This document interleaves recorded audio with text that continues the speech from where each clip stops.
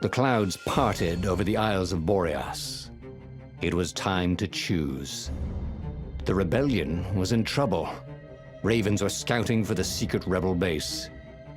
They needed a game changer. Pieces of the Sky Ripper had surfaced.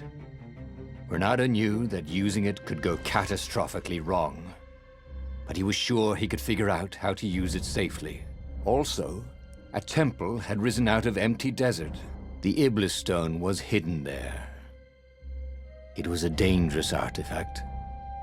It could corrupt its user into a bloodthirsty monster. Maybe he could find a way to use it, to take its power without surrendering to its wickedness.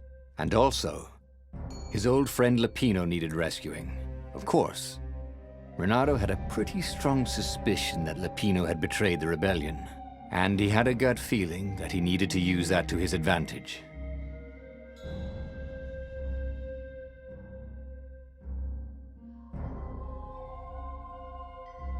Renato finally realized that Lapino was a traitor to the cause, and maybe Renato could use that somehow.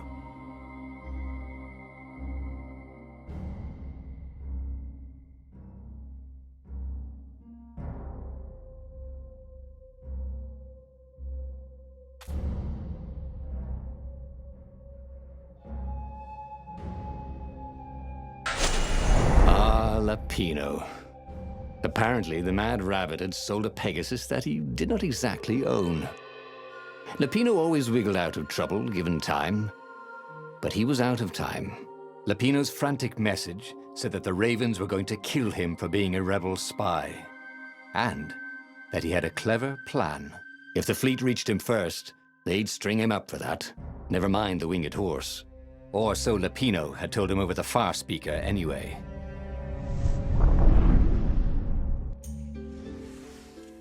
Lapino had apparently managed to confuse the judge by arguing that he hadn't actually stolen a winged horse. He'd only sold it. But wait, where was the prison? The village was empty. Had everybody fled the Ravens?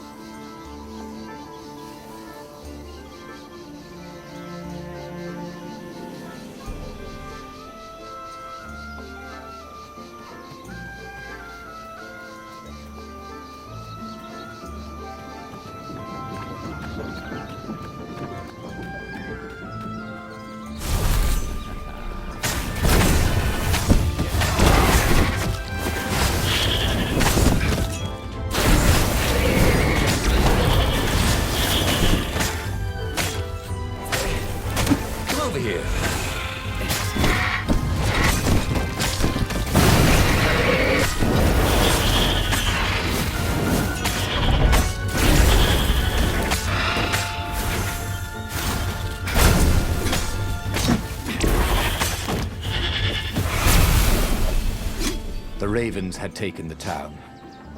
Renato had seen villages emptied like this. All the people taken away to be sacrificed in the Emperor's secret rituals. Renato hoped the people were just hiding.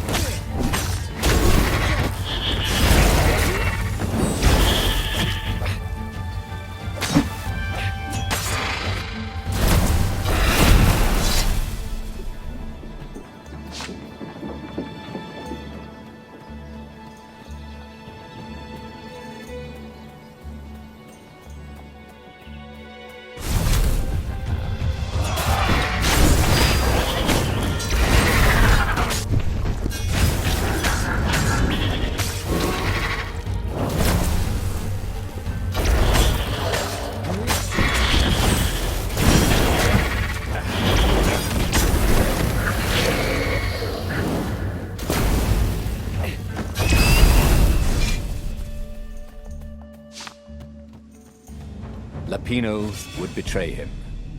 But now Renato knew that. What would Lapino do if he knew that Lapino was going to betray him?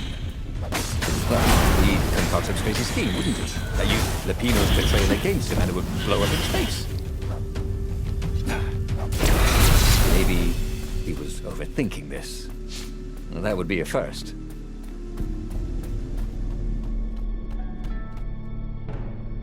Dirty and bloody, Renato finally reached Lapino. The rabbit was practicing his shuffle. Renato recognized the cards. It was Lapino's favorite deck. Oh, I thought you were in danger. I am! The Ravens are coming. Oh, the prison thing. Right, yeah, we see this guard owed me 53 ducats, so we made a deal. They're very reasonable people, actually, for weasels. Now, I got a brilliant plan to kidnap Zenobia. We capture Zenobia, we find out what she knows. And that's the whole war right there. Easy peasy, lemon squeezy. Capture the Emperor's greatest general, who happened to also be a deadly sorcerer, and, oh, his only daughter? That would be worth it. And it would be nice to see her. He'd always had a soft spot for her. And he felt sure she had one for him. On the other hand, he could still get to the core of the Sky Ripper, even if he couldn't get the whole thing. It must have great power.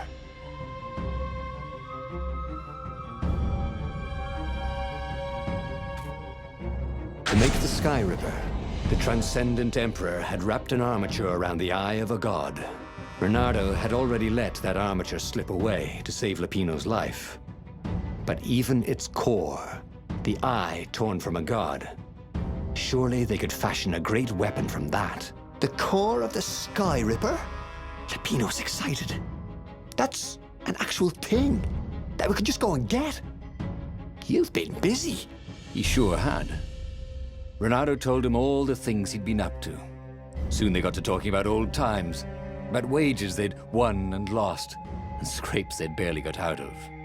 It was good to be back with his friend. True, the core was capable of terrible, uncontrollable destruction. But this time, he was sure it would work great. It's beautiful here, thought Bernardo. It was nice to be back with his old war buddy. All right. Lapino was a traitor. But still, it was good company.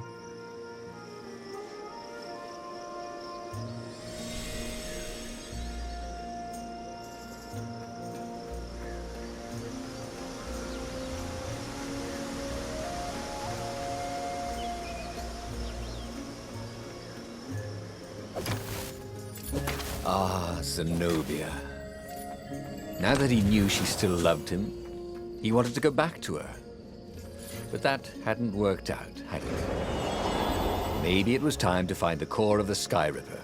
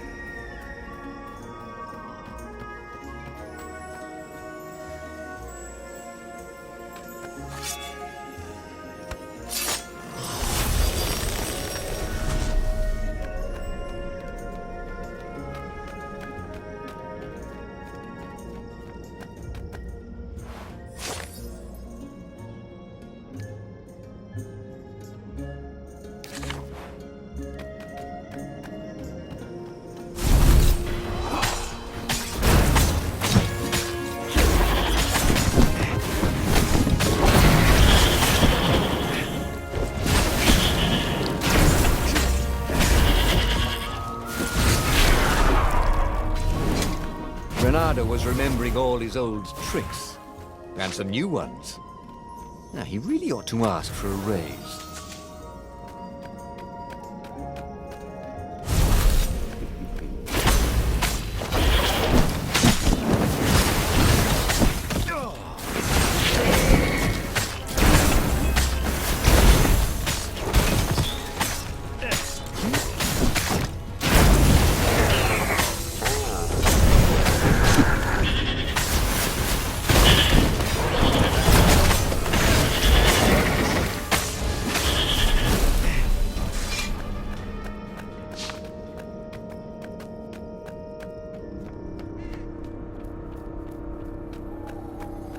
You almost never saw wild gogglers together like this.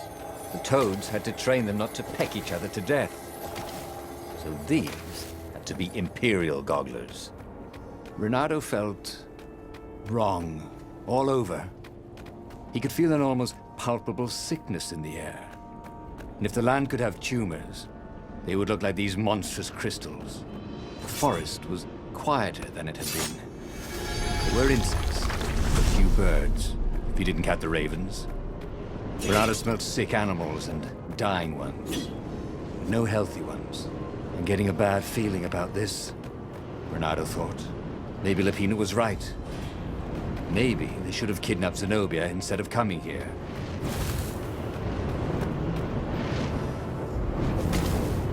Renato felt that all the recent fighting had taught him something new, but he couldn't quite put his paw on it.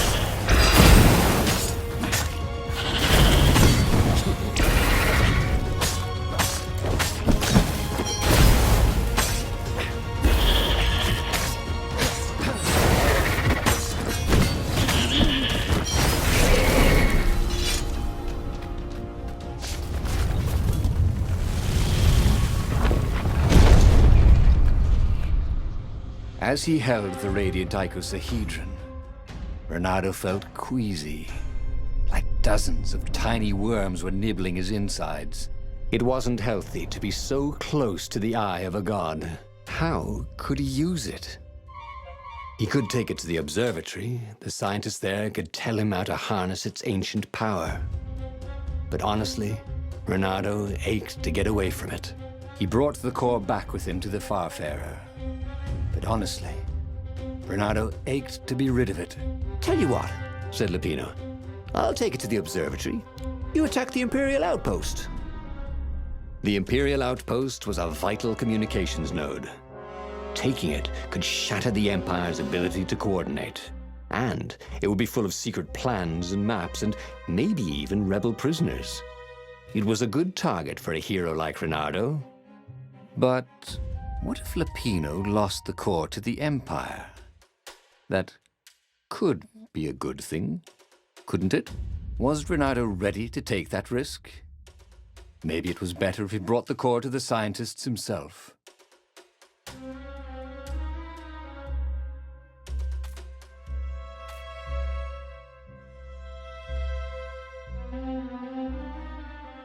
Lapino was a touchy rabbit. Renato knew that. You're brave, I know, Renato said. But this is what I was hired to do. Oh, well, at least let me run ahead and warn them you're coming. Renato wondered if Lapino was up to no good. What if the rabbit warned the Empire instead? Oh, but Lapino wouldn't betray him like that. Not again. Before it'd been a fluke, right? They finished the trip to the Nexus in silence. He would offer Lapino a chance to betray him, or not to. His old friend deserved another chance to prove true. All right, Renato said. Go.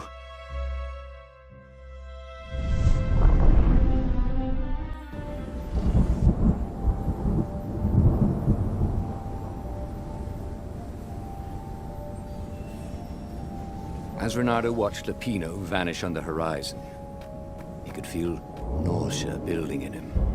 He felt ill. Could his knees really be aching this much? But how could he have handed the core off to Lapino? That was a recipe for disaster.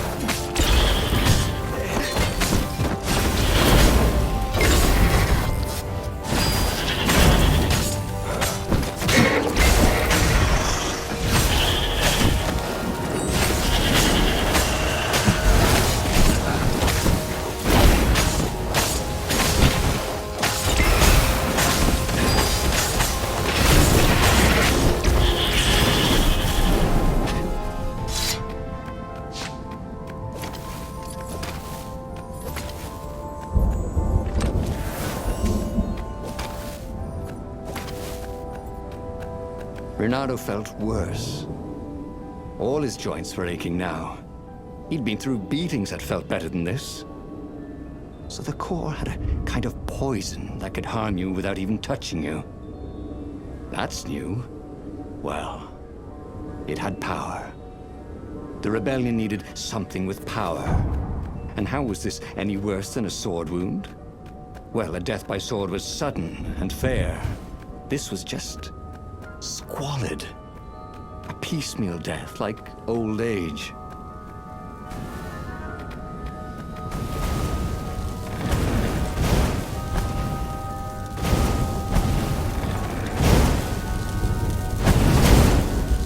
Energy cannons. The last argument of kings.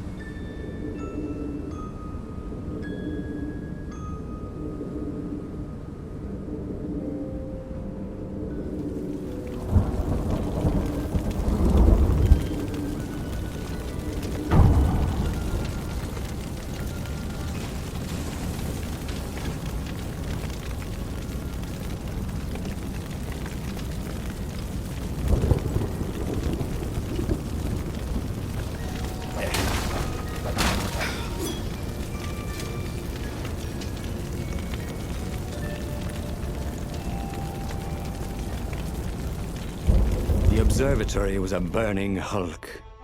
Dead scientists everywhere. Bernardo found the mad rabbit cowering under a desk. The ravens, they must have known we were coming, said Lapino. How did you...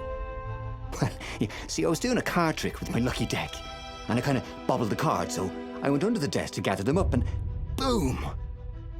I guess we'll have to take the car straight to the secret base. Renato wasn't sure he believed that, but Lapino was talking so fast. He always seemed to make sense. The secret rebel base. Yes. They had engineers there. But wait. Calaveras, the sage in the mountains. Maybe he would know what to do with the naked core.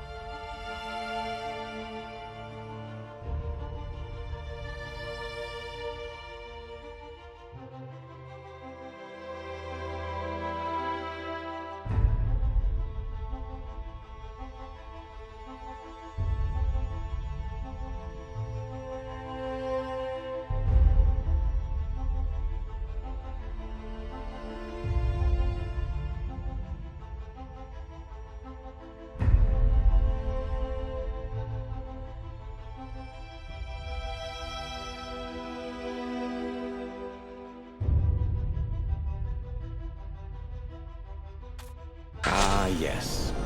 The secret base. Not even Lapino knew where it was. They had engineers there. Those toads would surely know what to do with the core's power. And then he'd be free of it. But he couldn't take Lapino. The core would work its evil on him too. You stay here. Give me the coordinates. I'll meet you there. Lapino seemed awfully anxious to have the coordinates of the secret rebel base. Someone needs to bury these scientists. Well, why do I get all the fun jobs? And with that, Bernardo returned to the Farfarer and took off.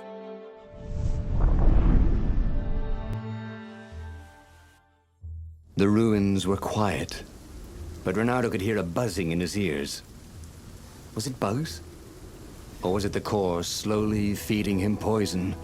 The Council would know what to do. If the core had this much power, it could surely change the terms of the great battle that was coming. And maybe they would take this burden from him. Maybe.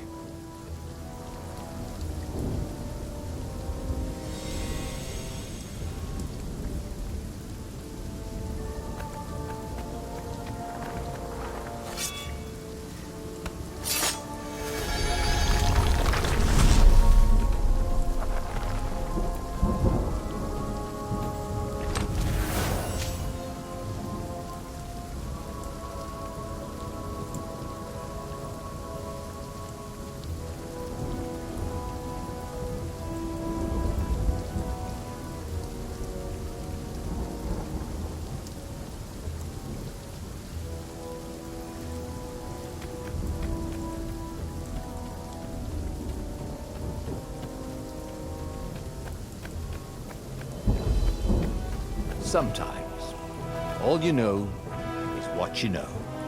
You know?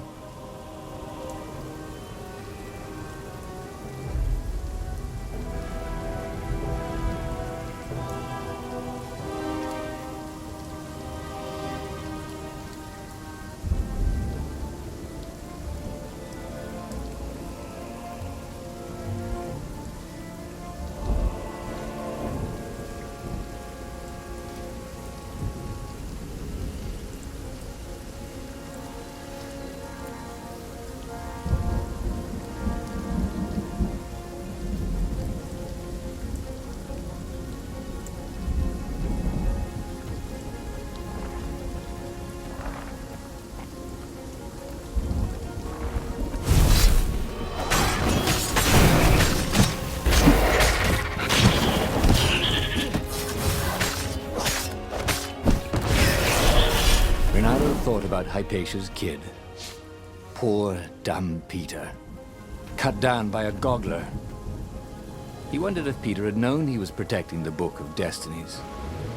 Or was he just another brave kid, making his mummy proud?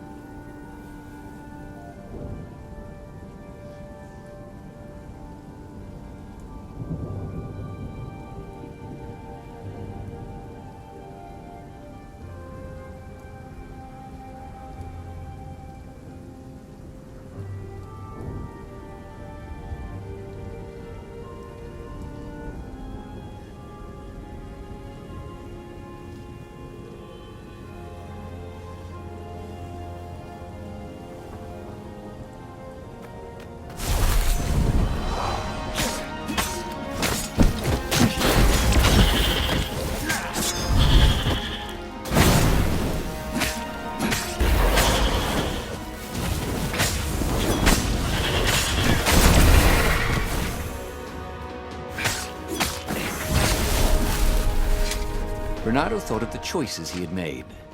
He'd rescued a friend and left him behind. He'd recovered a weapon and it was killing him. And the Empire's greatest scientists were dead because he'd asked their advice. Bernardo was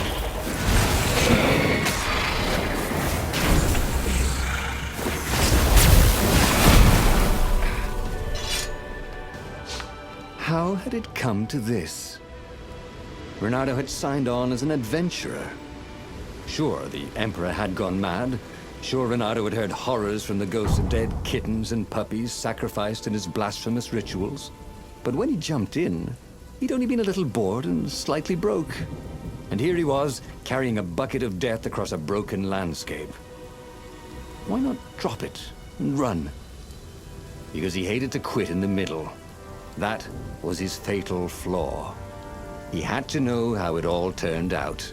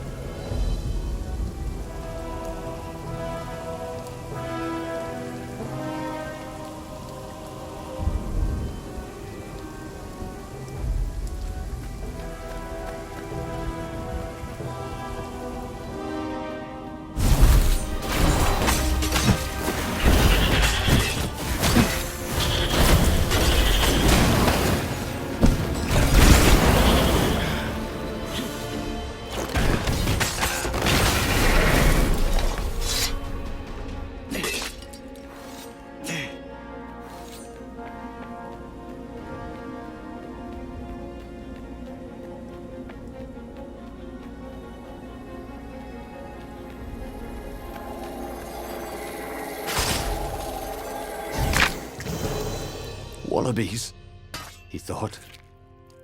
Why did it have to be wallabies?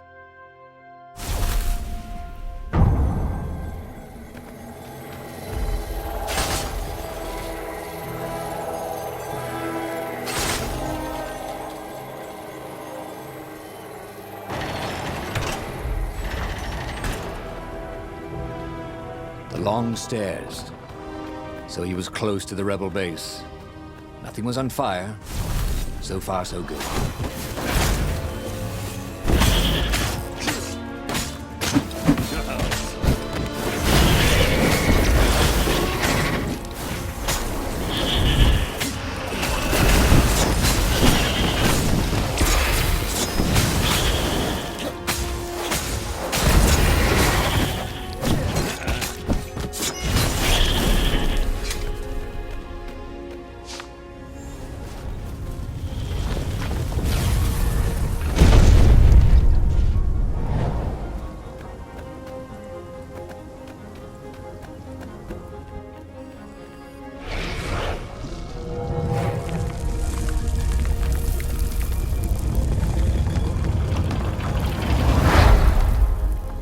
He dropped the core at the entrance to the council chambers. Get that thing out of here! Croaked the speaker. It's making us sick! That's the core of the Sky Ripper, said Reynardo. That's not useless at all, Said an engineer toad. It's poisonous. Look at the fox. He's ill, probably dying. Yeah, not useless at all, said Reynardo. So what do I do? Rub it on His Majesty? The engineer chuckled. Reynardo didn't like it when engineers chuckled. Oh, I got it. Listen, I can make a bomb that spread bits of the core all over a circle about 100 paces wide. Yeah, little chunks of poison and death. All you have to do is just get it near the Emperor. It'll kill him and his bodyguard and chop off the head of the fleet. Yeah, and if we're lucky, might poison some of the ravens around there as well. What about me? Right, what about you? Well, I'll build in a timer. You can set it and run. No, that's a horrible idea, said Reynardo. Well, we had to do something, yes? said the speaker. This is something. Renato couldn't argue with that.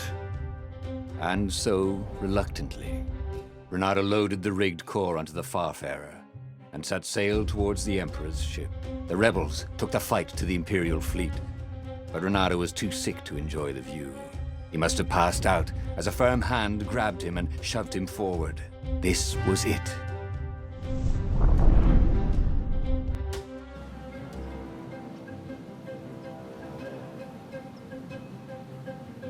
The fleet seemed very big, and its ravens very tough. Or maybe he was just slower and weaker than before. He hated the idea of poisoning the enemy. It wasn't fair. Face to face with a raven, let the best swordsman survive. But they wouldn't even know what was killing them. Feather by feather, scale by scale. He didn't mind dying a hero. That sometimes went with being a hero. But he didn't feel at all like a hero. Not today.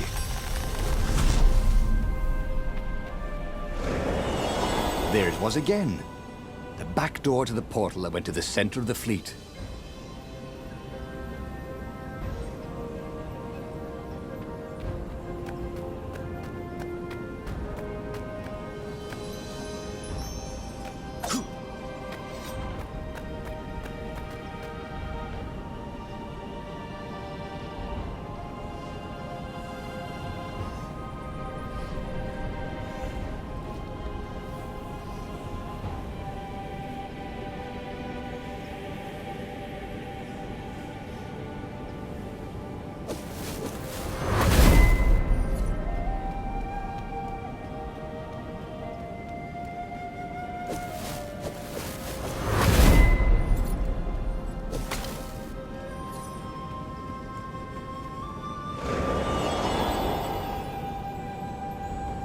He was exhausted. He was making stupid mistakes. His fur was coming off in bunches. Up ahead, he could see the Emperor's ship, long and sleek, a floating palace. The bomb would only poison a circle 100 paces wide. He would get as close as he could, check it, and drop it. Oh, this was a lousy way to win rebellion, he thought. He didn't want to meddle with it. He just wanted to be forgotten.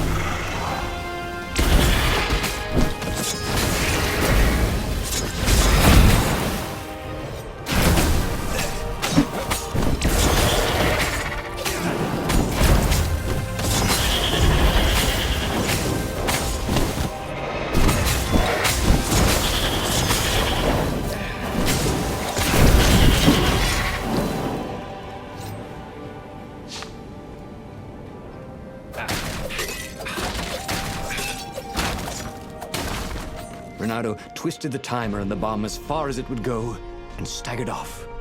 His knees hurt. Oh, everything hurt. He staggered away as far as he could until he had to lie down.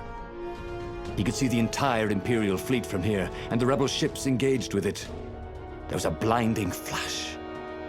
And a second later, a monstrous thump. Burning rocks arced across the sky over both fleets. A wreath of fire shot outwards, rolling across the fleets. A pillar of smoke boiled up from where the Emperor's ship had been. It reached into the clouds. That's a wee bit more than 100 paces. thought Renato. It took Renato most of that evening to die. Some of the toughest ravens lasted all week. Some of the rebels in the furthest ships survived as much as a month. That winter, with neither empire nor rebels to rule them, the islands slid into banditry. And so began the Second Age of Darkness.